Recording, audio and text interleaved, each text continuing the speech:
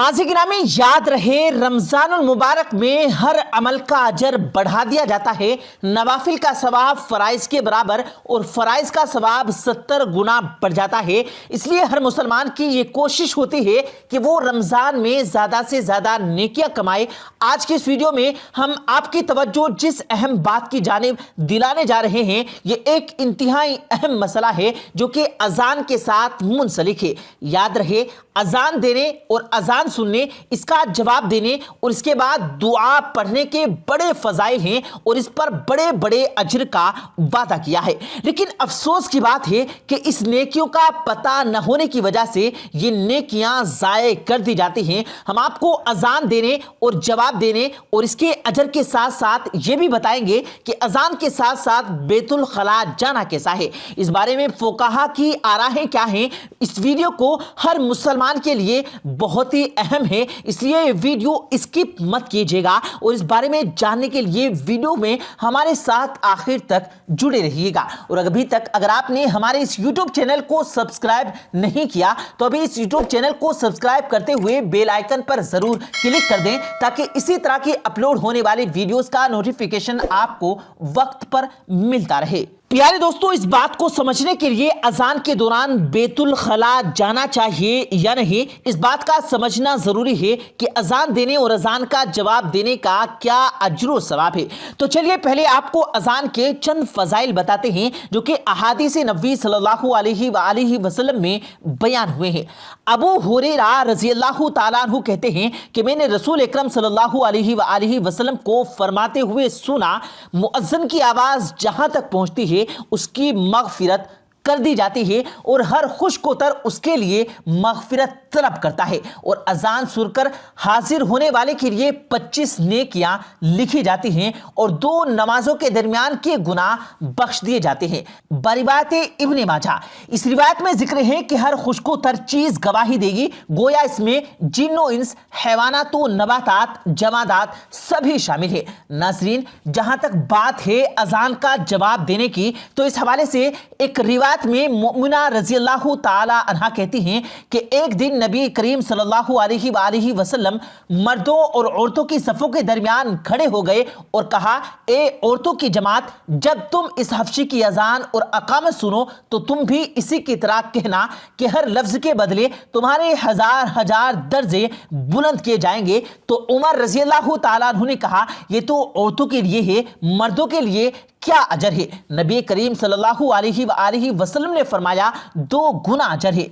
ए उमर, फिर आप सल्लल्लाहु अलैहि वसल्लम औरतों की तरफ मुतवज्जे हुए और फरमाया, अगर कोई औरत अपने शोहर की इताअत करती है, उसका हक अदा करती है, उसकी अच्छाई बयान करती है और अपने नफ्स और उसके मान में खयानत नहीं करती, तो जन्नत में उसके और शुहदा के दरमियान सिर्फ 1 दर्जे का फर्क होगा।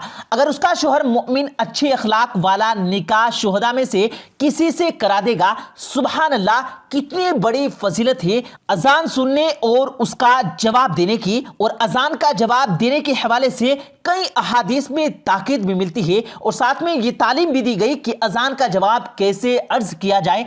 अजान के दौरान की दुआएं भी सिखाई गई हैं और अजान के बाद की दुआएं भी, जैसा कि बुखारी शरीफ की एक रिवायत में है, जो शख्स अजान सुनने के बाद दर्जा झेल दुआ पढ़ेगा उसे आप हजरत सल्लल्लाहु अलैहि वसल्लम की शफाअत नसीब होगी। कितनी बड़ी फजीलत है इस दुआ की। मुसलमानों को प्यारे आका सल्लल्लाहु अलैहि वसल्लम की शफाअत नसीब हो जाए, इससे बढ़कर उसको और क्या चाहिए। इसलिए ज़रूरी है कि अजान को खामोशी से सुना जाए और बताई गई दोनों दुआओं का एहतमाम किया जाए। नाज़रीन, इसके अलावा भी अजान के दौरान की दुआ भी अल्लाह ताला के नबी ने सिखलाई हैं, जिन पर अजर सवाब का वादा भी फरमाया। इसलिए हर मुसलमान को चाहिए कि अगर वो अजान को नहीं दे सकता तो उसे खामोशी के साथ सुने और उसका जवाब दे और उसके बाद की दुआ का एहतमाम करे ताकि सवाब का मुस्तहिक बन सके। आपने अजान के फजाइल जान लिए, चलिए अब बात करते हैं आज के अपने सवाल के जवाबात के।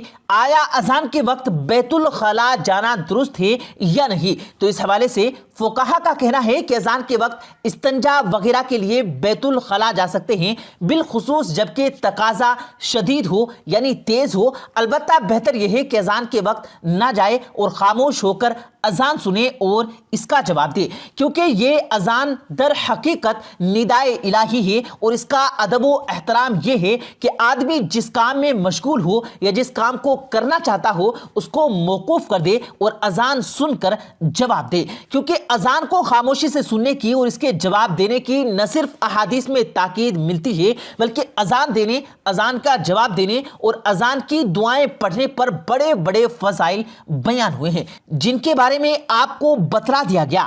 یاد ہے کہ مغرب کی اذان کے بعد جماعت کھڑی ہونے میں وقفہ جو کہ بہت کم رہتا ہے، اس لیے مغرب سے پہلے ہی استنجا وغیرہ سے فارغ ہو جانا چاہیے تاکہ جماعت فوت نہ ہو جائے۔ لیکن اگر کسی کو عین اسی وقت استنجا وغیرہ کی ضرورت پیش ہو تو وہ جا سکتا ہے۔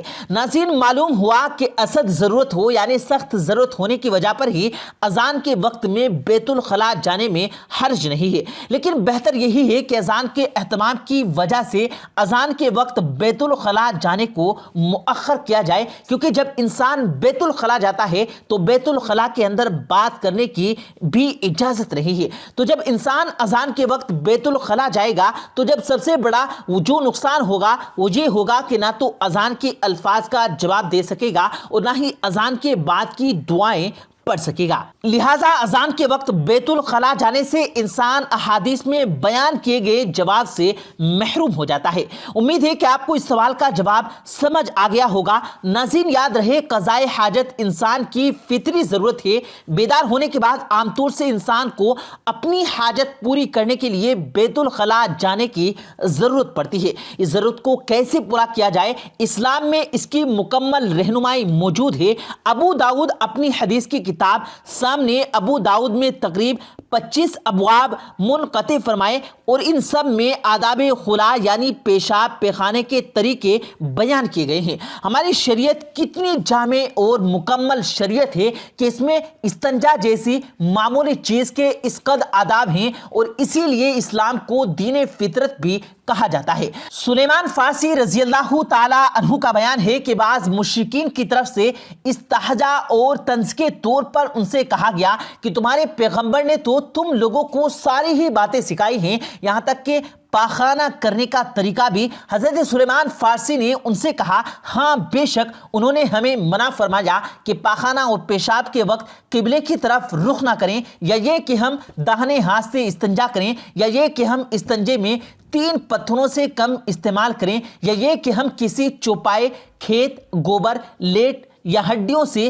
استنجا کریں۔ بروایت صحیح مسلم۔